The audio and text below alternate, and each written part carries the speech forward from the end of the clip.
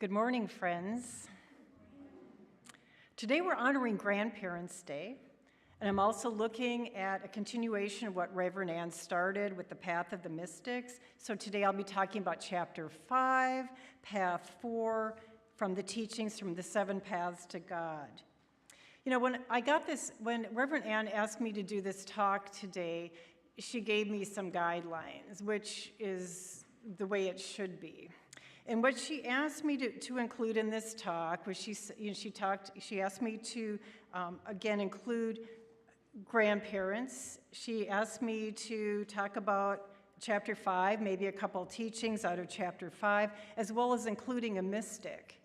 You know, and so we were talking in her office, and I looked at her and I said, oh, absolutely no problem. Absolutely, I got this. But I'll tell you, as soon as I left her office, the old monkey mind kicked in, and it went something like this. You will never be able to pull these 3 aspects together. Your talk is going to make absolutely no sense. There's going to be more people out there sleeping in the audience than usual. You know, and then after that pep talk, the usual pep talk that our minds give us, I did what any good writer does. I procrastinated, and I worried. You know, and after a couple of days or so doing that, I realized I wasn't getting very far. And so what I decided to do was actually sit down and read the chapter that she had designated, And it was interesting because it's like as I read that chapter, the themes of what I'm going to talk about today really came together quite naturally. Path 4 is all about recognizing the Christ within us and the Christ within others and living from that spiritual awareness. The path is also about forgiveness, self-forgiveness, and the forgiveness of others. And I got those 2 teachings out of that chapter, but then I'm thinking how do I weave Grandparent Day in here? And honestly, it really came fairly instantly. I'm going to talk to you today about my Grandma Minnie. In the 7 Paths to God, Path 4, it's about bridging earth and heaven. The teaching in the chapter included living from deep spiritual truths, the Christ that lives within me and with everybody else that I meet. And I loved this chapter. At the beginning of the chapter, they tell the story about a monastery that was failing. There were no new postulants. No new postulants had entered for years. The remaining monks were crabby. They were a crabby, ragtag lot. They complained and gossiped about one another behind each other's backs. The abbot, which I assume was kind of the CEO of the monastery, he was real concerned as well, very concerned. And his worst fear was that monastery was going to end up having to close its doors. And so what he did, kind of similar to my experience, he worried and worried some more. And then finally, after all the worry, then he decided to pray. Novice idea as well. And what he did was, after going through this prayer process, he decided he was going to call his pal the rabbi. The rabbi surely would have some sort of insight for him.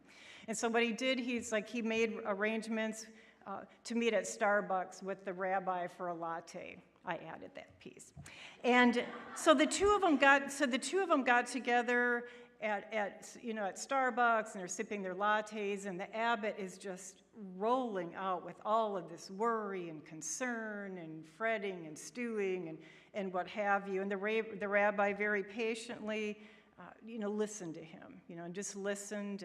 And finally there was a lull. In the abbot's chatter, and the rabbi said to him quite simply, "Aren't you aware that one of you is the Messiah?" The abbot's eyes grew really large. Now, out of all the advice he had anticipated the rabbi offering him, that was not one of the pieces of wisdom that he foresaw. The abbot said, "What? One of us is the Messiah? We're just a lot of plain and simple men. How could this possibly be?" And the rabbi offered, he said, "Trust me, my friend, God works in mysterious ways." And with that, they parted. So on his way back to the monastery, the abbot really started thinking about that discussion.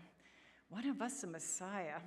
There is absolutely no way. And it surely can't be Brother Paul, that messy, slovenly cook. He hasn't made a decent meal in years. But why not? Doesn't God feed his children? And then the abbot went on. It's like, and surely it couldn't be Brother Raymond, the prankster, the buffoon, always cracking these horrible jokes. But didn't Jesus say that we come into the kingdom of heaven like little children? And then lastly, he thought about Brother Michael, the gardener, so silent, so sullen, and the grounds were horrible and overgrown and what have you. But, then the abbot thought, well, perhaps he's just caught up in inner communion. Though doesn't he commune with the flowers and animals similar to St. Francis, the patron saint of the order? So when the abbot got back, he called all the monks together and he shared the news that one of them was the Messiah. And what was interesting as the weeks went on is that each began to have a new regard and new respect for one another. When they would each speak, they interpreted one another's words as coming directly from God, a gift from God. A great deal of love started to outpour among them. The gardens began to grow. The food actually started tasting pretty good. People started showing up for Mass on Sunday.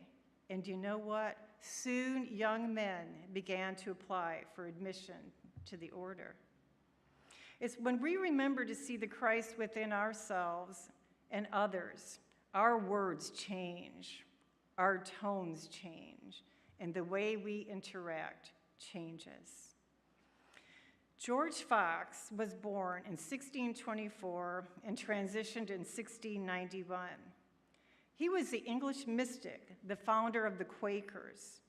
He taught that the living Christ dwells within each person as an inner light. And at that time, the 1600s, that was a time when religion was bound up in ritual and hierarchy. And Fox reminded the seekers that they could encounter God directly in the stillness of their own hearts. And in this lofty quote, he says, "Be still and cool in thy mind and spirit from thine own thoughts, and thou wilt feel the principle of God to turn thy mind to the Lord God, and thou wilt find him a God at hand." Simply put to me, this echoes exactly what Path 4 is teaching, that when we practice that forgiveness, when we allow the Christ light of love to shine through every places that we've been hurt, this path invites us to open our hearts daily, to forgive daily, to align our earthly actions with a heavenly awareness. And then it really occurred to me, my relationship with my grandmother, and even the difficult dynamics that my mother entered in that relationship were perfect examples of how the way of the heart could have brought healing, peace, and a lot more life into my family. My grandmother Minnie was born in Helsinki, Finland. She came to the United States as a child, and she was raised in Minnesota, which is also where I was born and raised. She married my grandfather, and they raised my dad and his sister in a tiny, modest home at 612 Morgan Avenue in Minneapolis, Minnesota. Now, don't ask me how I can remember that address. I can't find my glasses half the time. And when I usually do, they're on top of my head. But I can remember 612 Morgan like it was carved in stone. My grandparents didn't have a lot, but by gosh, what they had, they took care of meticulously. My grandfather drove a long, pink Chrysler with tail fins and a push-button transmission. And he washed that car and waxed that car, and it gleamed. In the back of their backyard, it seemed enormous to me as a child. It's like on one side, there were beautiful ant-covered peony bushes that lined one side, and on the other side was a clothesline. And in the back of their home, I can still remember there was a wooden staircase that led up to the back where they rented out a small apartment. When I spent summers and time with my grandmother, there was no air conditioning in Minnesota. There was no central air.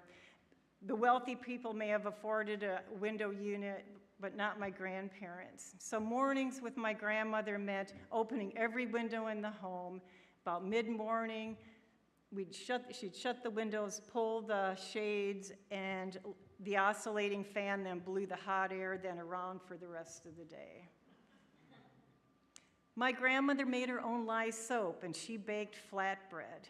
But most importantly, she was the one that gave me my first sips of coffee. She insisted that taste would be softened by sugar lumps. That's what she called them, sugar lumps. And she insisted that they would make the coffee taste better. But honestly, it never did. Looking back, those summers really taught me something. My grandmother lived fully grounded in the realities of life's simple routines. Frugality, care for what she had, and yet without knowing it, she was showing me a way to bridge heaven and earth. Gratitude, simplicity, and care for spiritual practices. And my grandmother too, she was a saver. She used to save everything. Everything could be reused, everything had a purpose. Tinfoil, jars, twist ties, even the slivers of soap. She took me shopping and introduced me to the clearance section at the store, which remains one of my favorite places to go to today. And from her, I learned how to save, to stretch a dollar, to buy what was needed and not what would impress people. This was in stark contrast to the family of origin that I was raised in, because my family leaned toward appearances, outer appearances, material things, often that came with the cost of debt. It's interesting when I look back, that difference taught me that wisdom doesn't always come from the majority voice in the family. It can come from the quiet example of someone living simply and intentionally. So in the way of the heart, we learn that heaven isn't found in having more. It's found in being fully present, fully grateful, and aligned with the love of Christ within. So now here's where the bridging part would have been helpful for me personally. My mother didn't like my grandmother at all. Yet somehow my mother was tasked with the responsibility of caretaking both my grandmother and my grandfather. Figure that one out. My mother complained about my grandmother to me constantly, but never to my grandmother's face. I always felt caught in the middle, divided loyalties. And when my grandparents' health declined, then they were moved closer to our home so we could provide the assistance. My grandfather passed first, and then a few years later, my grandmother passed. And it was just the two of us when she transitioned. In her will, she left each of us grandchildren a $2,000 CD, which was a huge sum for me at that time. And that money helped me in practical ways for years to come. But there's a sad part with respect to this story. My mother carried her resentments toward my grandmother to the very end. My grandmother had passed years and years and years prior, and my mother passed at the age of 90, and I think it was 2020, I believe. And when my mom passed, when she passed, she still held on to the wounds and grudges against people who had gone before her decades, who hadn't thought about her in years. And my grandmother never did that. She never spoke ill of my mother to me. She did not pass along her pain. That was her quiet form of grace. So Path 4 calls us to something my family didn't quite master: daily forgiveness of ourselves and recognizing the Christ within one another. And forgiveness doesn't mean what happened was okay.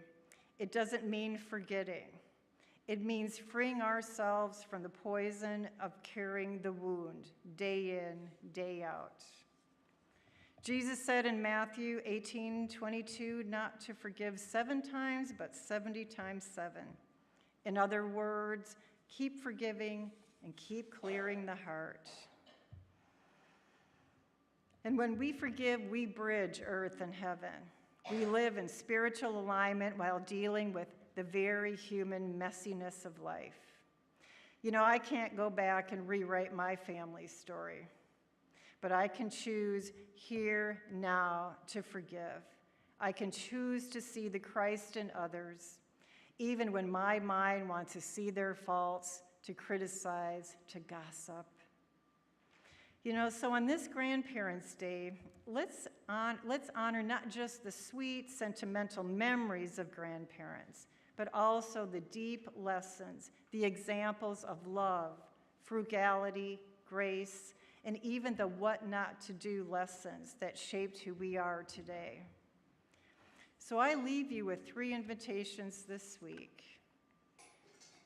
1, identify a grandparent or elder who influenced you and describe an important quality or lesson you learned from them. 2, find a way to honor the Christ within them today, whether they are living or they are transitioned. And 3, practice one act of forgiveness toward yourself or someone else every day this week. And so let's say this affirmation together. I honor the Christ within myself and others. Honor the Christ within myself and others. I forgive daily. I bridge earth and heaven through the way of the heart.